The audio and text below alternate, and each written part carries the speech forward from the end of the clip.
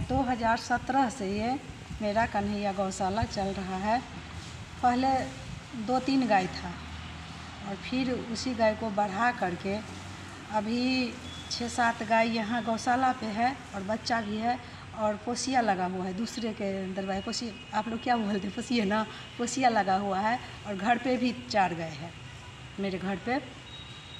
और यही गाय से दूध निकाल करके अपना मार्केट में बिक्री होता है और दूसरे गांव से भी दूध अपना गौशाला पे आता है। तो वो दूध भी और अपना दूध भी 100 लीटर करीब हो जाता है एक टाइम में। तो राजनगर में बढ़िया आदमी सब वो सब अपना दूध लेते हैं। मेरे पति खुद अपना दूध का और काम दूसरे से करवाते हैं, स्टाफ रखे हुए हैं, लेकिन दूध का काम ये अपने खुद करते हैं। तो यही सब हो रहा है सर। जीविका से मिला है सर, सरकार के द्वारा नहीं मिला है। जीविका के तरफ से हमको लोन मिला है जो कि हम लिए हैं और सधा भी दिए हैं। कुछ बाकी है, 5-6 हज़ार रुपया बाकी है। और हम चाह रहे हैं कि और मुझे मदद मिले कि जैविक खाद को इसको विस्तार रूप से तो है ही, लेकिन इस पे सरकार को भी थोड़ा ज़्यादा ध्यान देना होगा। और हम लोग तो दे ही रहे हैं, जो आदमी किसान जागरूक हो और ये मेरा ज़्यादा से ज़्यादा बिके और सरकार की तरफ से भी कुछ सहयोग हमको मिले आर्थिक स्थिति सुधारने के लिए, इससे अच्छा बेहतर स्थिति में रहने के लिए। से तो सर अब हमारे जीविका में अब बहुत महिला, पहले तो सब यूरिया DAP सब डालती थी, लेकिन अब बहुत महिला यहाँ से भी ले जाती है जैविक खाद सब्जी में देने के लिए, फूल में देने के लिए और बगीचा में पौधा सब में, पेड़ पौधा में देने के लिए। लेकिन हम चाह रहे हैं जो इससे ज़्यादा, जैसे गेहूं हुआ, धान हुआ, इससे इस सब में भी ज़्यादा से ज़्यादा रूप में मेरा बिक्री हो और बिके। सर हमारे यहाँ ये गौशाला जब से खुला है, हमारे समूह की दीदी है जो गरीब है, असहाय है, उनका पति दूसरा शादी कर लिया है, उसको हम बोतल धोने के लिए रखे हैं। होम डिलीवरी जो बोतल में दूध होता है तो वो बोतल धोती है, तो उसको भी रोज़गार मिला है। वैसे जैसे चाचा हैं और एक चाचा और हैं, तो 2 यानी कि खाद और गाय को देखभाल करने के लिए इनको रखे हैं। तो ये भी जीविका से इनके भी परिवार जुड़े हुए हैं। और दूध जो यहाँ पे जो लोग लाते हैं, उनके पत्नी समूह से जुड़ी हुई है और उनसे हम बात किए हैं, तो वो लोग अपना दूध, गाय माल पोसती है और यहाँ पे दूध यानी कि हमारे यहाँ गौशाला पे देते हैं। ये जैविक खाद जो है, जैविक खाद बिकेगा और बिक भी रहा है। और बहुत जगह यानी कि कैंसर, डायबिटीज़, ये सब हर जगह बहुत मात्रा में फैल रहा है। पहले इतना नहीं फैलता था।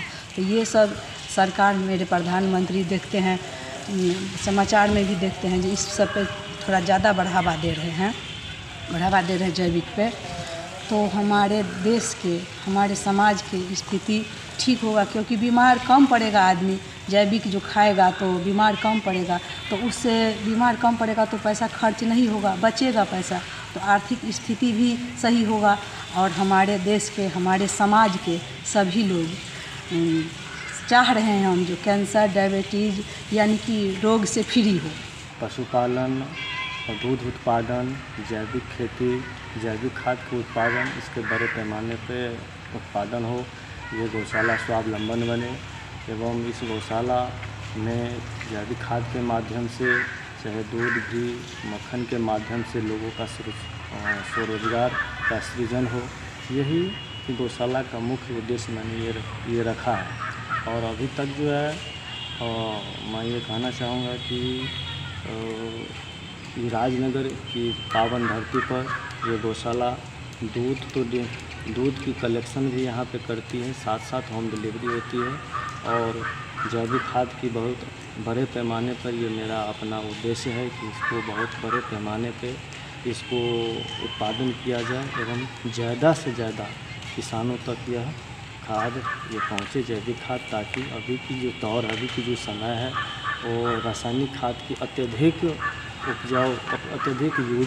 उपयोग करने से हमारी ज़मीन की उर्वरा शक्ति बिल्कुल कमज़ोर हो चुकी है और बिल्कुल ख़त्म हो चुकी है।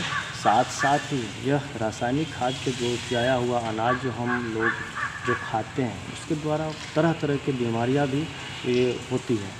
तो अगर यदि हम जैविक खेती पर हम ये ध्यान देते हैं, जैसे हमारे गवर्नमेंट भी अब अवेयर कर रहे हैं, हमारे देश के यशस्वी प्रधानमंत्री जी किसी न किसी माध्यम से हम किसान भाइयों को, हम लोगों को अवेयर कर रहे हैं, ताकि हम जहरीली अनाज से बचें। हमारी उर्वरा शक्ति, हमारी ज़मीन की जो उर्वरा शक्ति बिल्कुल ख़त्म हो चुकी है, इस जैविक खाद के माध्यम से उस ज़मीन को उपजाऊ बना जाए।